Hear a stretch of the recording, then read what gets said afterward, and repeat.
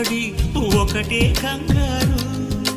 చప్పున ఒకటైపోదాం ఈ దూరం చెరగని, ఎక్కడికైనా పోదాం మన లోకం వేరని. ఎవ్వరికి ఏ మాత్రం కనిపించం పొమ్మని, ఆ క్షణమే మన కోసం